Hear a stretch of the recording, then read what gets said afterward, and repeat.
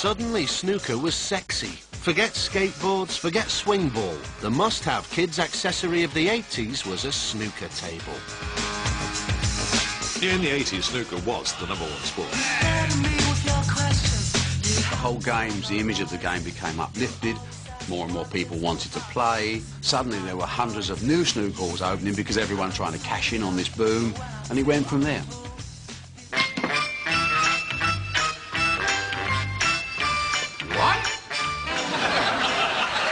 So this is now a vital moment in this year's World Professional Snooker Championship final. Has anybody got 10p? And what a disastrous stroke. And the referee's none too pleased either.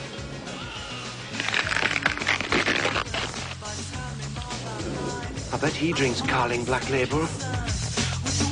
Just about every kid had a Steve Davis snooker table from somewhere.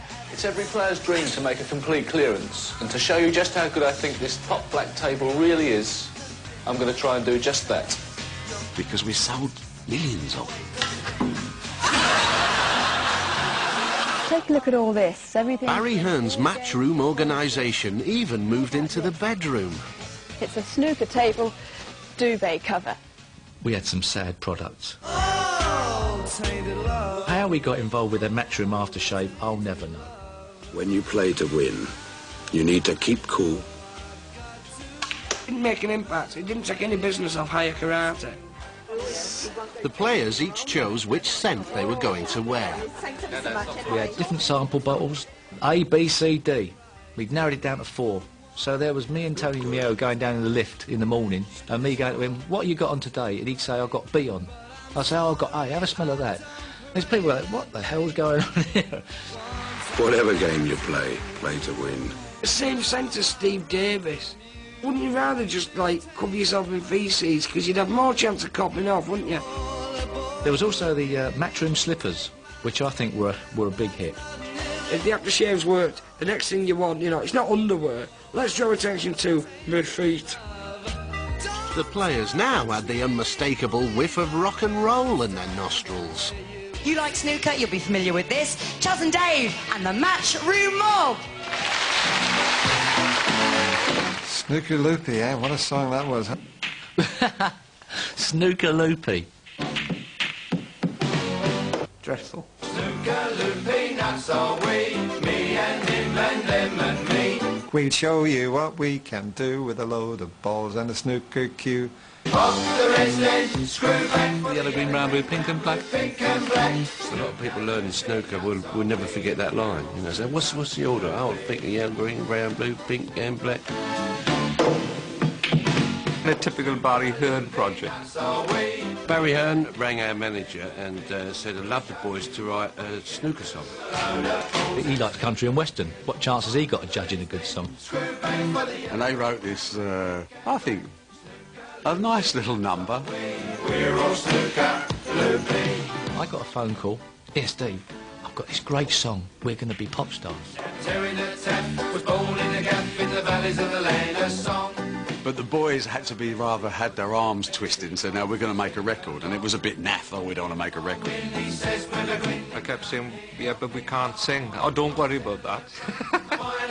Hairbrushes for me bonnet. So he's gone, it's great, it's a great song. I'm thinking, oh yeah, of course it is. We're going to record it, then we're going to do a video, and it's going to be fantastic, and we'll be on top of the pops. And I'm thinking, oh, don't go there, please don't go there. It's going to be the most embarrassing thing you've ever done in your life. A tape whizzes through, and I listened to this record, and it was only a demo of it. And I've got to be honest, I thought, blimey, that's catchy. And we went in the recording studio. And everybody had a line, so everybody was happy.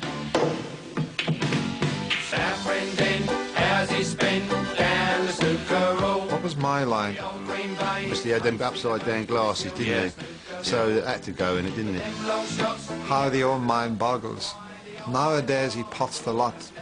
Because I wear those goggles. Because I wear these goggles. Always his goggles. Yeah, he does, yeah.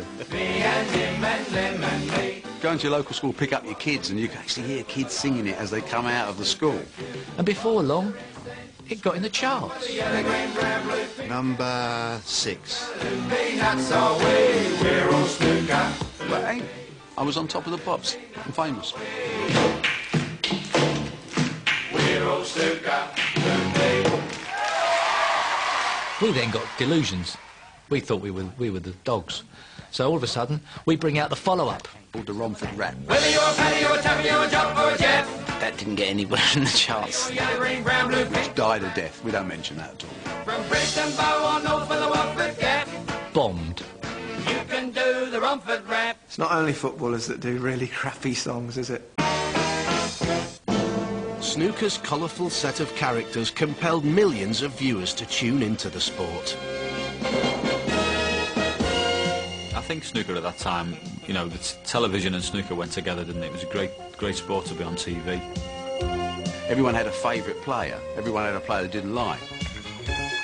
An ongoing soap opera, which I remember Barry Hearn describing once as Dallas with balls. It wasn't just a game.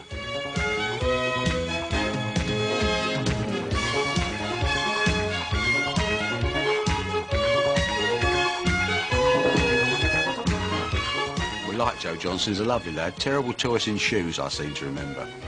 My trademark, as it were, was fancy shoes. Yeah, I used to like his shoes, yeah, very smart. White shoe, no, Joe. What a tournament to win for your first one.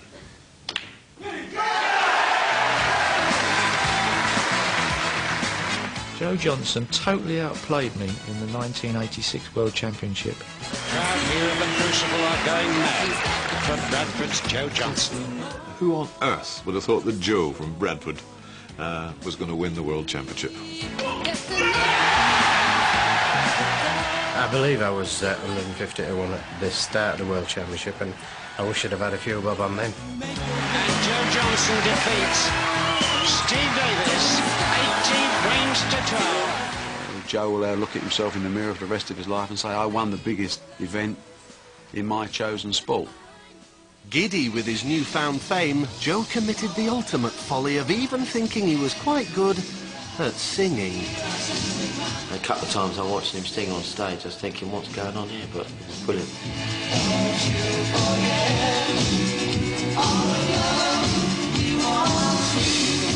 The singing, well, I was never really a singer, and I was only doing that really as a bit of fun. Snooker even produced a sex symbol from Bolton, and all because the ladies loved Tony Knowles. The girls loved Tony. He was over 6 foot tall, you know, dark, good looking. When a lad comes up to me and he always says, my mum used to fancy you. And we used to call him the Melter because they just used to go like chocolate bars.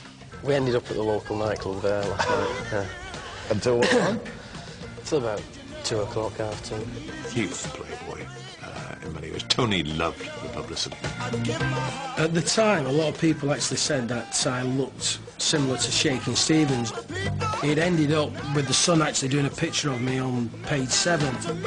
There was quite a few page 3 girls there as well at the same time. Our association thought that it was actually bringing the game into disrepute at the time, and I did get fined. If it did bring somebody into disrepute, it wasn't snooker, it was Tony. And he got £5,000 fine from our association. What a liberty, he should try and get his money back. While Tony attracted the young ladies, the housewife's choice was definitely Canadian Cliff Thorburn. With his magnum tash, he was the Rhett Butler of the Crucible Theatre. And don't play him for money at pool.